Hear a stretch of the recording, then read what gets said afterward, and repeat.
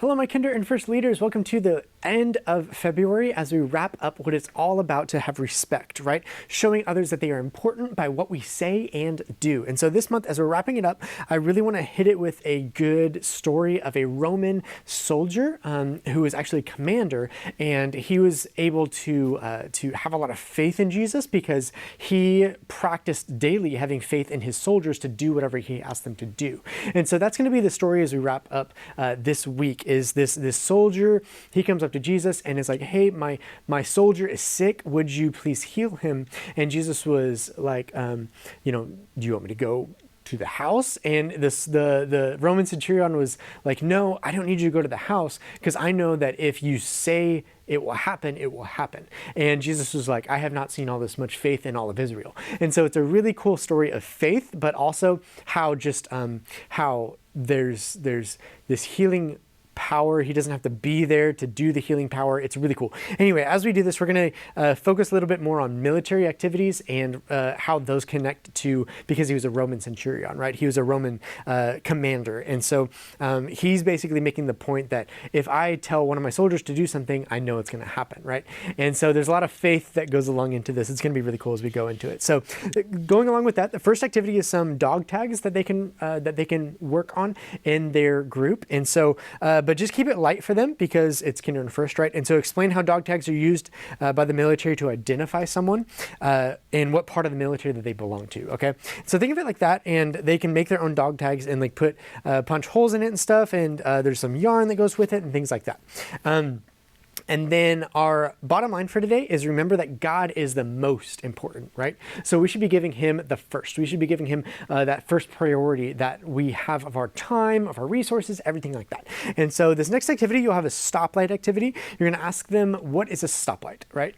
And they're going to be like, well, a stoplight has different colors and the different colors mean things. And you're like, yeah, like exactly. That's exactly what they mean. And so you're going to have a stoplight cards and stuff. And basically when you lay down one of these cards, they're going to, one of them's green, right? And they're going to each have cars that they can pass around.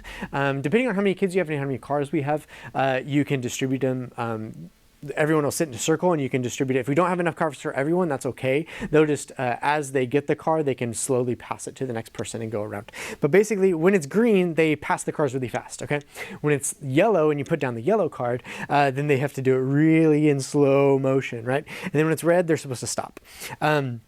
And you can add some different varieties for how they pass the cards, like over their knees, over their heads, under their knees, whatever, that kind of thing. And then you can transition into a large group by saying, we'll hear about someone who is most important and how we can show them respect, showing with our actions, right? And so not just knowing something, but showing it with our actions, just like we were showing with our actions, we respect those stop signs and those stoplights. And then there's a really great prayer that is a guided prayer under your prayer sheet. And so it's all about how like God is the greatest, and they're going to repeat his love is forever. He is the most powerful Lord of all. They're going to repeat his love is forever. And so there's a really cool interactive prayer that you can go through after you go back into small group time together. Now, this next one, you'll have some different locations that we can set up for practicing. And this is practicing ways to worship and focus on God, okay? And so we'll have like a worship one. We'll have a read the Bible one and things like that. So there's basically going to be 3 or so different sections where they can work on practicing God as being the most important thing in their life. And so that's going to be practical practice for them to take home as they hopefully are able to learn something there and then take that home, encourage them to use that and do those things at home as well. Then your last one is called Commander Says, and it's basically just like Simon Says, but it has some more commander military type actions that they can do. And so like jumping jacks, marching in place, burpees, standing at attention, things like that. And so basically what we're doing is reminding them that God is all powerful, right? That he's all loving, he's most important, and that we can maybe even share something to remember that he is most important, or ways that we have remembered that in our life before.